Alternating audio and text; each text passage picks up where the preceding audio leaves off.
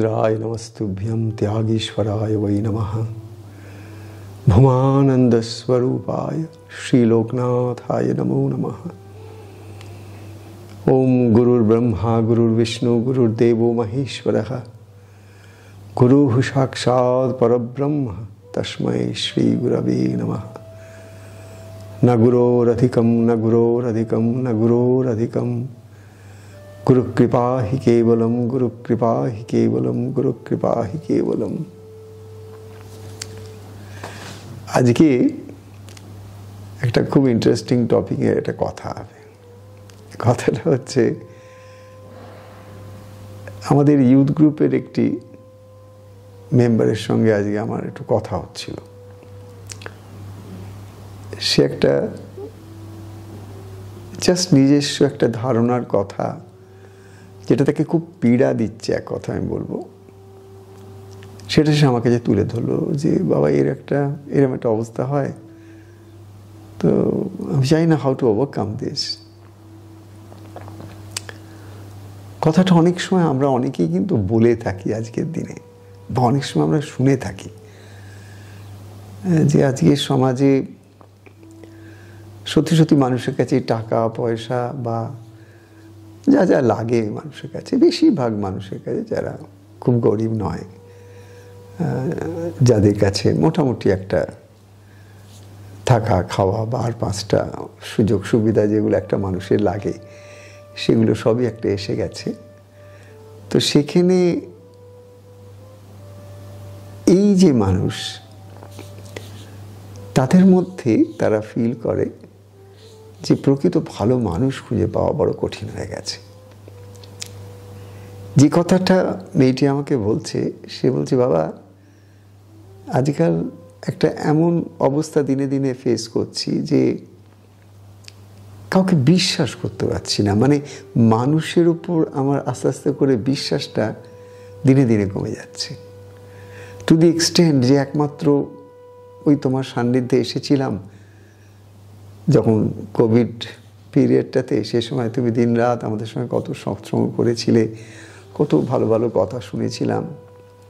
তারপরে তুমি আশ্রমে যখন যখন কলকাতার আশ্রমে সৎসঙ্গ করেছো, সেগুলো মন দিয়ে শুনেছি।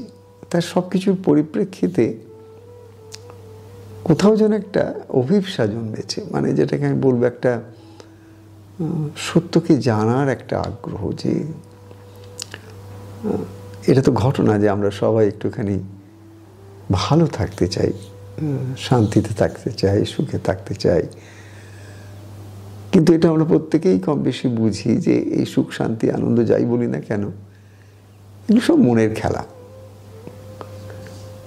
মনে আমাদের যদি একটা ভালো পরিবেশ পরিস্থিতির মধ্যে থাকি, মনটা খুব ভালো লাগে, তখন হয়তো একটা কিছু মনের মধ্যে একটা আনন্দের একটা তরঙ্গ এলো, বা যখনই একটা সেরকম পরিবেশের মধ্যে থাকি বা সেরকম প্রসঙ্গের মধ্যে থাকি বা সেরকম একটা পরিস্থিতির মধ্যে থাকি, তখন দেখি আমাদের মনটা সেই একই মন কেমন যেন একটা নিম্নমুখী তার একটা ধারা তৈরি হচ্ছে, এবং সেগুলো আমরা মনের মধ্যেই কিন্তু অনুভব করি। তো সে আমাকে বলছে যে আজকাল আমি যেটা দেখছি সেটা হচ্ছে মনে খুব কষ্ট হচ্ছে এই ব্যাপারটাকে নিয়ে, যে how do I handle this in a long run. এরমভাবে যদি চলতে থাকে আমার মনের মধ্যে, যে মানুষের ওপর আমার যে বিশ্বাসটা, আমার তো আশেপাশে সমাজে সব জায়গায় তো মানুষকে নিয়ে আমার চলতে হবে, কিন্তু সেখানে আমি দেখছি মানুষকে বিশ্বাস করতে পারছি না, আমার বিশ্বাসটা কমে আসছে। তো এই পরিস্থিতিটা তো খুব একটা মধুর নয়। তো ভাবা আমি তাহলে কী করবো, তাহলে এটা তো আবার একটা সময় খালি এইটুকুই মনে আসে আমার, যদি একমাত্র কাউকে আমি বিশ্বাস করতে পারি, সেটা আমি ভগবানকে বিশ্বাস করতে পারি, আমার গুরুকে আমি বিশ্বাস করতে পারি, এই ভগবান আর গুরুর ওপর বিশ্বাসটুকু নিয়েই আমি এখন রয়েছি। আমি তার উত্তরে কি বললাম সেটাই আমি তোমাদের সকলের সঙ্গে একটু আলোচনা করব। মানে আমি যেটা বলছি সেটাই যে তোমাদের মেনে নিতে হবে এমন কোনো কথা নেই। এটা আমি সেইটাকেই খুব ভালোবাসি, যেখানে হয়তো আমার মনে এই যে এতদিন ধরে এত মানুষের সঙ্গে বিশ্বজুড়ে নানান জায়গায় ঘুরে একটা খোলা মন নিয়ে মানুষের সঙ্গে মিশেছি, ভালো দেখেছি, মন্দ দেখেছি, সু দেখেছি, কু দেখেছি, কত নীতি দেখেছি, অনৈতিক কত কাজ দেখেছি, সব কিছু মিলিয়ে মিশিয়ে, বিশেষ করে আধ্যাত্ম জগতে থাকার জন্যে অনেক মহামানবের জীবনী, এটা আমার কাছে সবসময় বেশি ইন্টারেস্টিং লাগে।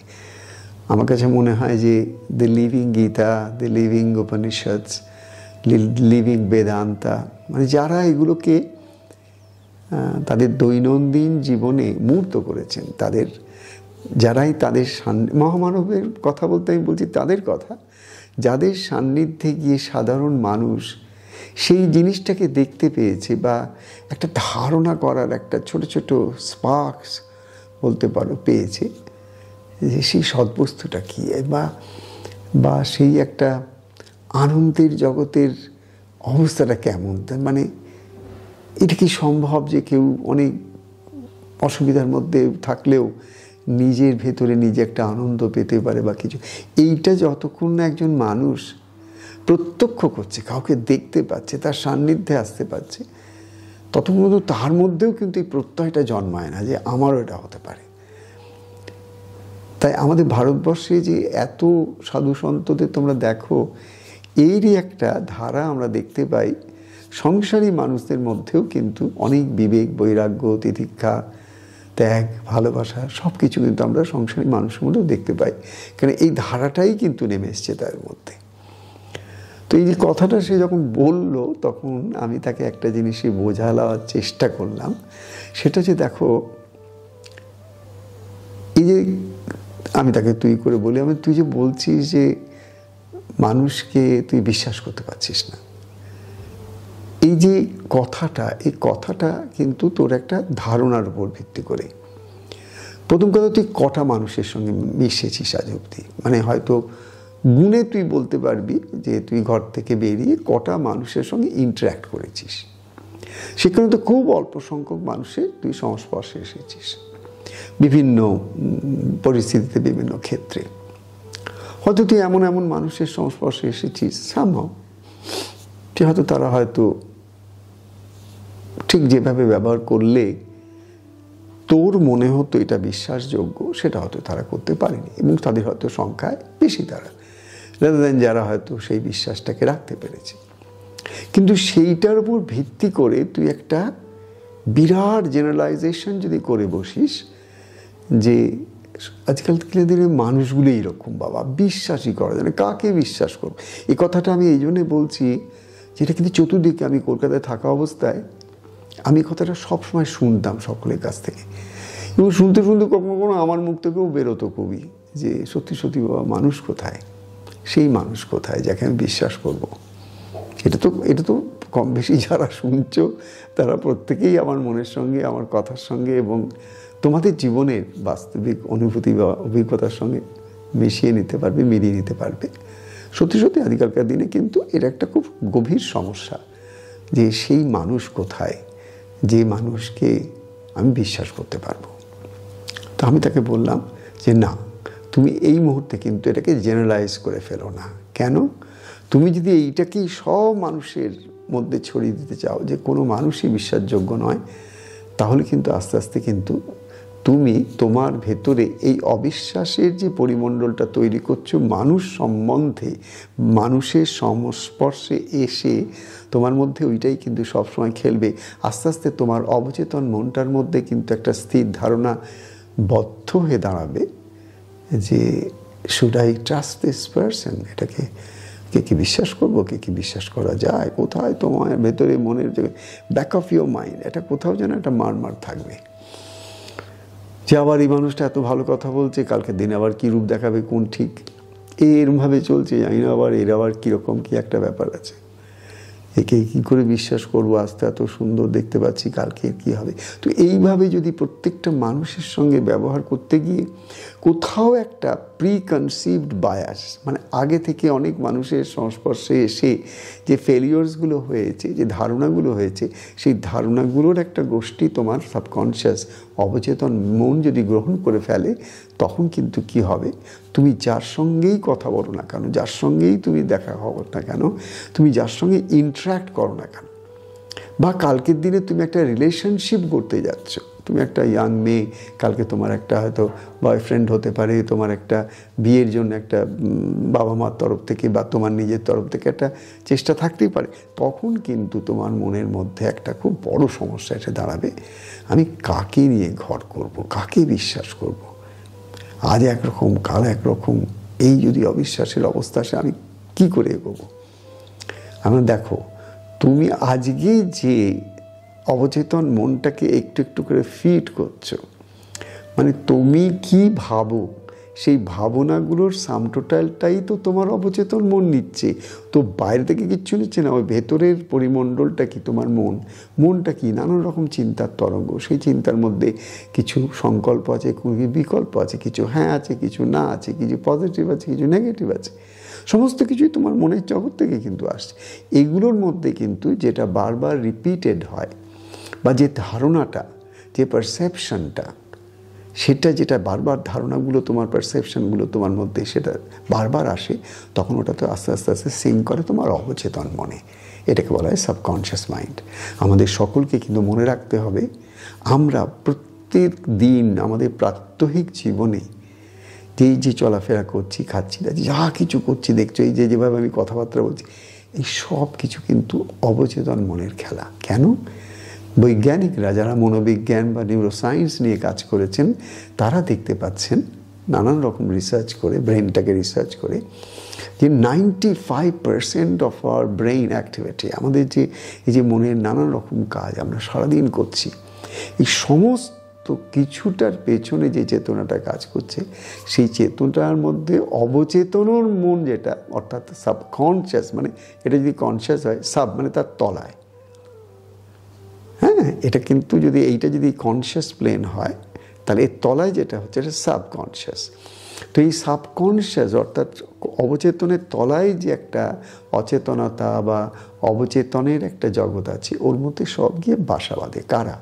যেগুলো তুমি তোমার চিন্তার মধ্যে রিপিট করো, যে ধারণাটাকে বারবার তুমি কথা বলো, সেটাকে নিয়ে আলোচনা করো, ভেতরে ভেতরে চিন্তা করো, সব কিছু কিন্তু ও একটু একটু করে ওই অবচেতন মনের একটা জায়গায় ওটাকে একটা কাইন্ড অফ বিলিফ সিস্টেম করে ফেলছে। কিন্তু ও তো ওই জিনিসটাকে কি বিশ্বাস করে ফেলছে, I don't think I can trust. সেটা কিন্তু ভালো নয়। এই জন্যে ভালো নয় যে আমার ভেতরে যদি একটা বায়াস তৈরি হয়ে যায়, যে কোনো ব্যাপারেই যদি আমার একটা বায়াস তৈরি যায়, আমি বলছি এটা একটা কন্ডিশন স্টেট অফ মাইন্ড। এই কন্ডিশনটা কিন্তু আমাদেরকে খুব সাবধান থাকতে হয়। যে কোনো কন্ডিশনে আমরা যদি মাইন্ডটাকে একবার বেঁধে ফেলি, একটা বদ্ধ ধারণা যদি একটু একটু করে হতে থাকে, তখন কিন্তু সেই মনটা কিন্তু আর খোলা মন হলো না। এবার যে মনটাকে তুমি তৈরি করে ফেলে না, ওই যে ভেতরে যে স্পন্দনটা হচ্ছে, ভাইব্রেশনটা হচ্ছে, চিন্তার তরঙ্গগুলো হচ্ছে, ঠিক এই তরঙ্গগুলো কিন্তু বাইরে ছেড়ে দিচ্ছে। আমরা এই স্কালটার মধ্যে কিন্তু আমাদের চিন্তাগুলোকে রাখতে পারি না। আমাদের এই স্কালটার ভেতরে মনের মধ্যে যা কিছু চিন্তা করছো, একটু একটু করে তরঙ্গর মধ্যে দিয়ে সব বেরিয়ে যাচ্ছে, বিশ্বজুড়ে সেই তরঙ্গ ছড়িয়ে যাচ্ছে। তোমার আমাদের সকলের চিন্তা ভাবনাটা আমাদের এই স্কালটার বাইরে কিন্তু সব বেরিয়ে যাচ্ছে। তো এই যে তরঙ্গটা আমি ছাড়ছি, এই যে তরঙ্গটা, আবার নিয়ে গিয়ে কিন্তু ওইটা কি, what I give to this universe gives it back to me. মানে আমি যেটা ইউনিভার্সকে দিই, ইউনিভার্স আবার সেটা আমাকে ফেরত দেয়। ঠিক আছে?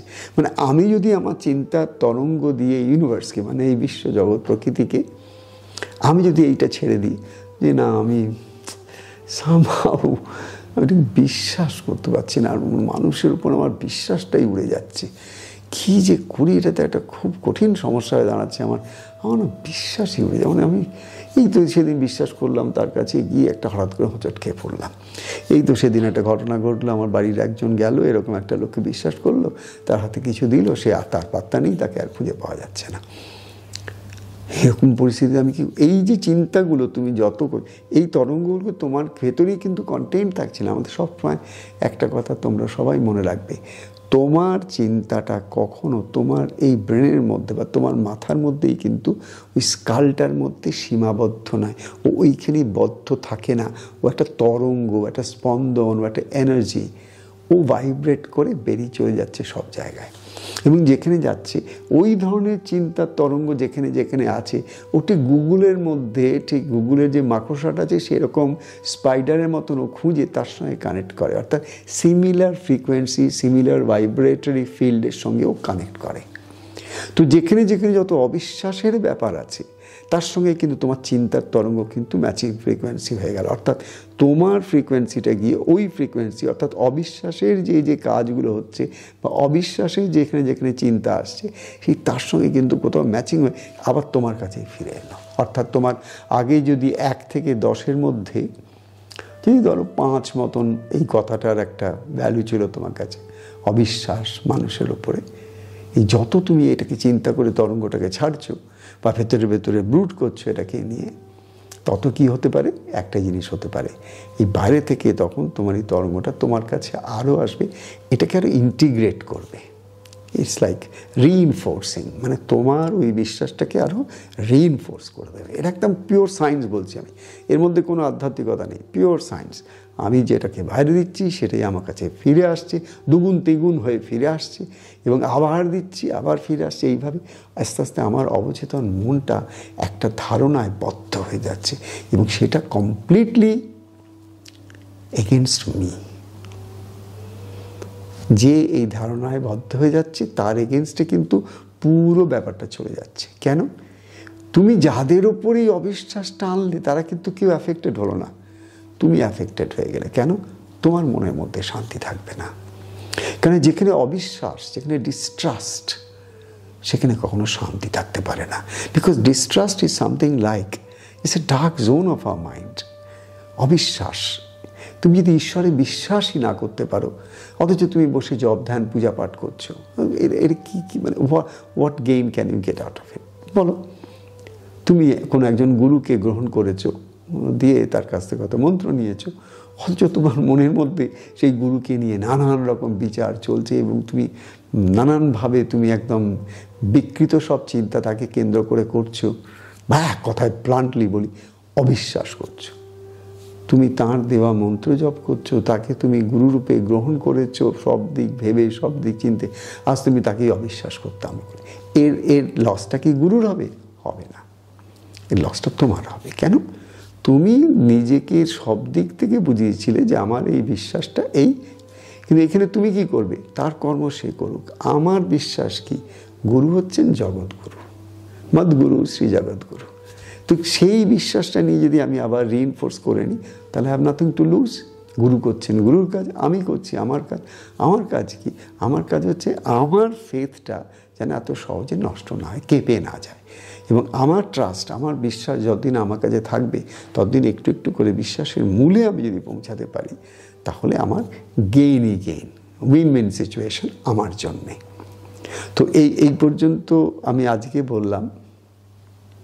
আমি পরে এই একই প্রসঙ্গে আমি আবার আরেকটা ভিডিও আমি করব, যে ভিডিওতে এইটার পরের স্টেপটা একটুখানি নিয়ে যাব, যে আমরা এটাকে আরও কীভাবে হ্যান্ডেল করলে এই যে অবিশ্বাসটা আমরা প্র্যাকটিক্যাল ভ্যালিউজে আমাদের দৈনন্দিন জীবনে কিভাবে নিয়ে আসব, যেখানে আমরা ঠকে যাব না, উইল নট বি চিটেড। যেখানে আমরা হয়তো একটা জিনিসকে বোঝার চেষ্টা করব, এবং সেই জিনিসটাকে এমন করে বুঝবো যাতে করে সবাই বেনিফিট অফ ডাউট পায়। এই নয় যে একটা কোনো ধারণা আমি করে বসলাম এবং সেটাকে শেষ করে দিলাম। আমি এই পথে যেতে চাইছি না। সব দিক বিচার বিবেচনা করে আমরা যে চিন্তা বা যে ভাবনা বা নির্ণয়টা করি, বা যেটাকে আমরা ডিসিশন নিই, এই decision has to be very balanced decision, very practical decision, doable decision. সেই জিনিসটা যেটা আমার আখেরে কাজে লাগবে, আমার অগ্রগতির আখেরে কাজে লাগবে, যাতে করে আমার আত্মার যেন কোনো রকম সংকীর্ণতা না আসে, আমার আত্মার মধ্যে কোনো সংকোচন না আসে। আত্মা বলতে আমি মাইন্ডের কথা বলছি। আমার মাইন্ডের মধ্যে সংকোচন না আসে, আমার আত্মার মধ্যে যেন সেই ভাবটা থাকে, যার মধ্যে আমি নিজের মধ্যে নিজে ডুবলে এই ডিস্ট্রাস্টজনিত কোনো অন্ধকার নেই, কিন্তু কোথাও যেন একটা ট্রাস্টের একটা অরা, তার একটা লাইট, সেই লাইট নিয়ে আমি নিজের মধ্যে নিজে একটু আনন্দ পাই। এই জায়গাটা আমরা আবার কী করে পৌঁছাবো সেটা নিয়ে আমরা এই পরের যে একটা এপিসোড থাকবে তাতে কিন্তু এই প্রসঙ্গে আবার আলোচনা করব। ততক্ষণ পর্যন্ত তোমরা এই যেটুকু বললাম সেটুকু নিয়েও যদি কোনো প্রশ্ন থাকে বা তোমাদের এই বিষয়ে তোমাদের কি বক্তব্য, তোমরাও তো প্রত্যেক দিন এই নিয়ে থাকছো, এই যে অবিশ্বাস মানুষের প্রতি তোমাদের মধ্যেও তো আসছে ঘরে ঘরে ঘরে ঘরে। তো এরই পরিপ্রেক্ষিতে what is your solution to it? ওই ধরো ও আমাকে বলেছে, এটা যদি তোমাকে বলতো, তুমি তাহলে ওকে কী কনভিন্স করতে, কীভাবে বোঝাতে, সেগুলো সব কমেন্ট সেকশানে তোমরা লেখো। এগুলো আমার পড়তে খুব ভালো লাগে। আমি বারবারই কথাটা বলি, ভিডিও শেষের দিকে এই কথাটা এই জন্যই বলি যে this thoughts should be spread out, এবং চেষ্টা করো, শেয়ার করো, সবাইকে বলো, জানাও সবাইকে যে এই কথাগুলো তোমরাও শুনে তোমরা প্রত্যেকটা জিনিসের দুটো দিক শুনে বিচার করে একটা ঠিক সিদ্ধান্ত করে জীবনের পথে চলো। কেউ কিছু বললো সেটাকেই মেনে নিয়েই চললাম, এর মধ্যে থেকো না। Just try to have your individual thinking, তোমার নিজস্ব চিন্তাধারার উপরে তোমার নিজের একটা বিশ্বাস আসুক। তাহলে আমরা পরের এপিসোডে আবার দেখা হচ্ছে। জয় ঠাকুর।